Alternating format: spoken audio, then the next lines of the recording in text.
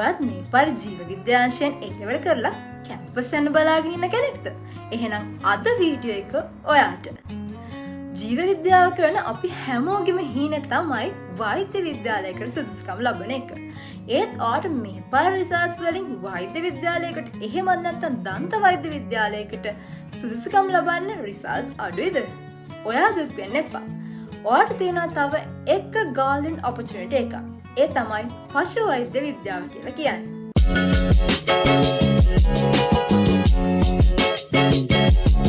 ඔයා දන්නවද? ලංකාවේ මේ වන විට විශ්වවිද්‍යාල ශිෂ්‍යයන්ට වියදම් කරන වැඩිම මුදල, ඒ කියන්නේ මිලියන 8කට ආසන්න මුදලක් වියදම් කරන්නේ පශු වෛද්‍ය ශිෂ්‍යයින්ට. ඒ වගේම තමයි ඔයා ලංකාවේ ඇතුළත මේ පශු වෛද්‍ය විද්‍යාව ඉගෙන ගන්නවා නම් ඔයාට ඉගෙන ගන්න තියෙන හොඳම තැන, ඒ වගේම එකම තැන තමයි සුන්දර පේරාදෙණිය විශ්වවිද්‍යාලය. ඒ වගේම තමයි ලංකාවේ පශු වෛද්‍ය විද්‍යාව ඉගෙනගෙන ලෝකයේ ඉහළ තනතුරු දාන බොහෝ පිරිසක් මේ වන විට බිහි වෙලා තියෙනවා. ඉතින් ඔයත් සත්තුන්ට ආදරය කරන, ඒ වගේම සත්තුත් එක්ක වැඩ කරන්න කැමති කෙනෙක් නම් ඔයාට මේ තමයි හොඳම අවස්ථාව පශු වෛද්‍යවරයෙක් වෙන්න.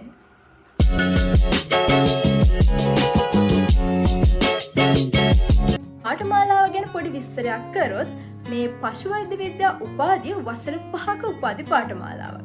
එතකොට මේ උපාධි පාඨමාලාවේ මුල් වසර 4 ලෙක්චර්ස් තියෙනවා. ඒ වගේම අවසාන වසර ලෙක්චර්ස් නැතුව සම්පූර්ණයෙන්ම සායනික පුහුණුව පමණයි තියෙන්නේ.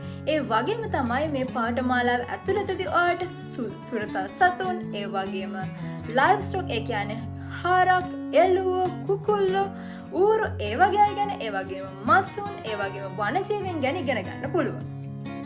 ඉතින් මම ඇකඩමික් වලින් එහාට ගිහින් ටිකක් කතා කරොත් කැම්පස් එකේ ඇතුළේ තියෙනවා ලස්සන කොන්සර්ට්ස්. ඉතින් ඒවා බලන්න, ඒ වගේම බාලේ ඩ්‍රාමා එකක් බලන්න.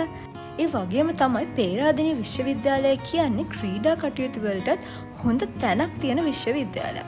ඉතින් ඔයා ආස ඕනෑම ක්‍රීඩාවක් ඔයාට මේ විශ්වවිද්‍යාලය ඇතුළතදී කරන්න පුළුවන්. දැන් ඔයාලට ප්‍රශ්නයක් ඇති, මේ ඩිග්‍රී එක කම්ප්ලීට් කරාට පස්සේ ඔයාලට ජොබ් ඔපචුනිටිස් තියෙනවද කියලා. ඔව්, අනිවාර්යෙන්ම තියෙනවා. ඉතින් මේ ඩිග්‍රී එක කම්ප්ලීට් කරාට පස්සේ ඔයා තවදුරටත් ඉගෙන ගන්න කැමති නම් ස්කෝලර්ෂිප් එකක් අරගෙන වෙන රටකට ගිහිල්ලා PhD දක්වා අධ්‍යාපනය හදාරන්න ඔයාට අවස්ථාව තියෙනවා. ඉතින් එහාට ඔයා ඇකඩමික් ස්ටාෆ් ජොයින් වෙන්න කැමති නම් එහෙම නැත්නම් රිසර්ච් සයිඩ් එකට කැමති නම් එහෙම ඔයාගේ ඉදිරි කටයුතු කරගෙන යන්න පුළුවන්. ඒ වගේම තමයි ලංකාව ඇතුළත ඔයාට පශු වෛද්‍යවරයෙක් විදිහට රාජ්‍යාංශයේ එහෙම නැත්නම් පෞද්ගලික අංශයේ වැඩ කිරීමේ හැකියාව ඔයාට තියෙනවා. ඒ වගේම තමයි ඔයා වනජීවීන්ට කැමතිද?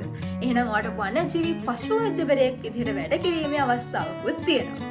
එතනින් එහාට ගිහිල්ලා ඔයා ෆෝසස් වලට, ඒ කියන්නේ යුද හමුදාවට, නාවික හමුදාව, එහෙමත් නැත්නම් පොලිසිය, ඒ හැමතැනම පශු වෛද්‍යවරයෙක් විදිහට වැඩ කිරීමේ හැකියාවකුත් ඔයාට තියෙනවා. ඒ වගේම තමයි ඔයාට ඔයාගේම ක්ලිනික් එකක් පටන් අරන් ඉදිරියට කරගෙන යාමේ හැකියාවකුත් තියෙනවා. ඉතින් මං හිතනවා ඔයා මේ golden opportunity එක මිස් කරගන්න එකක් නැහැ කියලා. එහෙනම් thank you for watching.